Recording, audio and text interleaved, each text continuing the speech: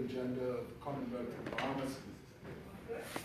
Sir, I know of no other proposed legislation in the modern era that represents the seriousness of purpose by a government and the one on which I stand today to second Fiscal Responsibility Bill. There's ever to be in the lore of our land the epical representation of that sacred ethic known as accountability, whose vital expression, Mr. Speaker, has become the hallmark of this administration of our people. Indeed, the word of this time. It is captured in the articles of this bill that we debate in this House today, some outlined in a previous representation by the Honorable Member for East Grand Bahama. Indeed, Mr. Speaker, these sentiments are consistent with the words by that Honorable Member which he uttered in this chamber on May 30th this year, whose permission I now humbly repeat and I quote. This is a landmark budget. It is arguably the most transformative budget in the history of our nation. It's a budget about finally putting an end to past practices of fiscal mismanagement and instead adopting an approach to the management of the fiscal affairs of this nation in the manner that they should be managed, that is, in a responsible, transparent, and accountable way.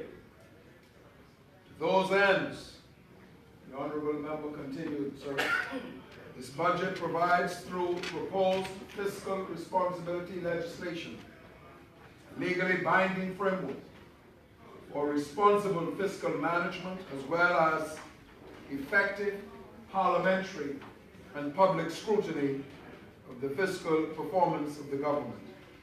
End quote. So this proposed legislation today echoes the prescient vision of our foreparents who guided us through the twisting sinews of political independence to where we are today.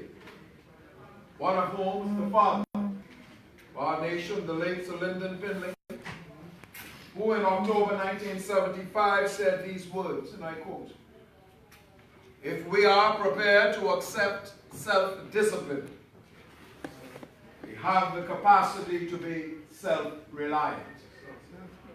If we can accept self-reliance, we have attained the correct mental attitude to discuss progress." End quote. There is no question that the desired progressive arc of this country, certainly on the economic front, has somehow been flatlined in recent decades to the peril of the required and urgent development of our people. Fiscal responsibility for any country, certainly this country, is essential to creating a better, more vivacious and more prosperous nation for our citizens and residents and guests, not only today, but for the next generation. The choices that we make today, sir, or fail to make, will determine the future that our children and grandchildren inherit 20, 30, or 40 years from now.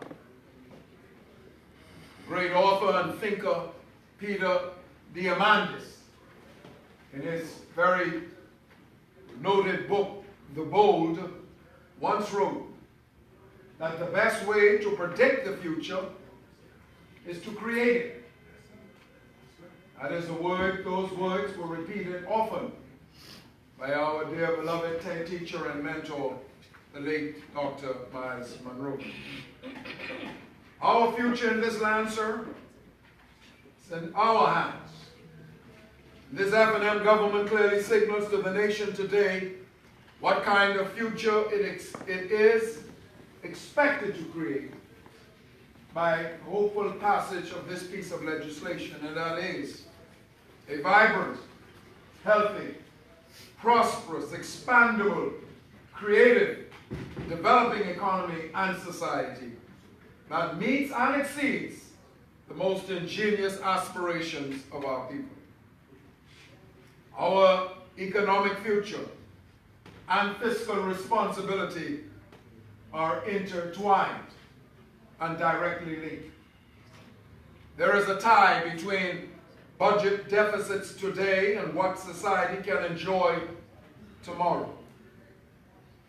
Eliminating, or through rather, responsible, prudent fiscal management is the first and important step. Mr. Speaker, one of the critical components of economic development within the disciplined structure of this proposed legislation is the productivity of our people. That is, each person exacting more output from his or her efforts each and every day. As we know, there are only so many hours in a day. The principal way then, therefore, that Bahamians can increase their standard of living is for each worker to become more productive, to produce more and better goods and services for each hour worked, a phenomenon which is especially important when in a society like ours, there may be changes in our labor force, such as demographic changes, like the aging of the baby boom generation and declining birth rates.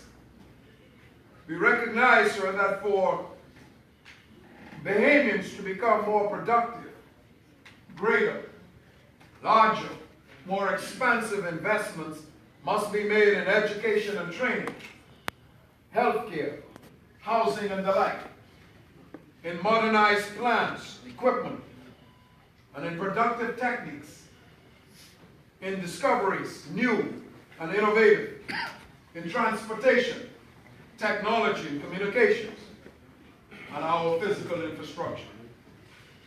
But to make these investments, Mr. Speaker, there must be money that can be used for that purpose. In an article produced in the January 2017 edition of The Economist, the writer, Mr. Andrew Palmer, posited that lifelong learning is fast becoming an economic imperative. He wrote in his special report, sir, that the rapid technological change today demands stronger and more continuous connections between education and employment.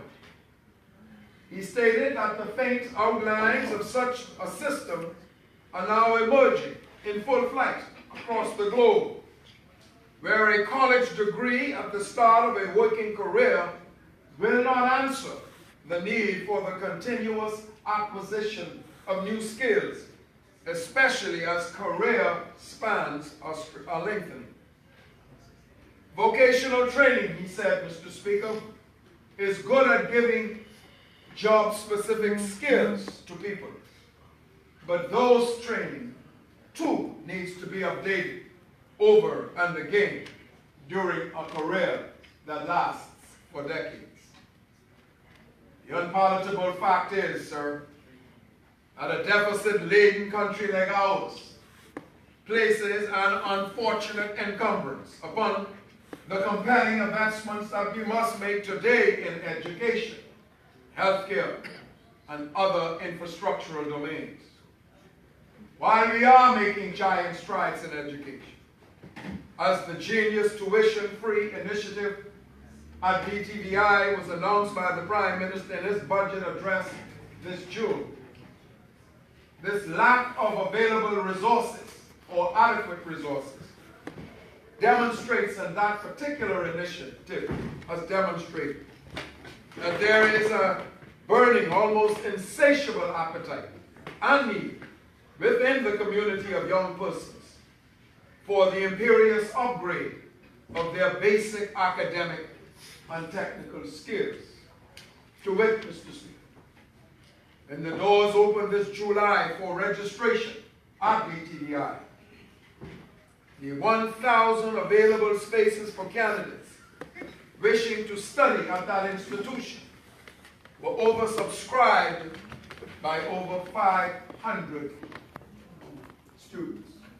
That means for the 1,000 positions that were available, over 1,500 had applied. And that's just, Mr. Speaker, in New Providence and Grand Bahama. Does not count the many other family islands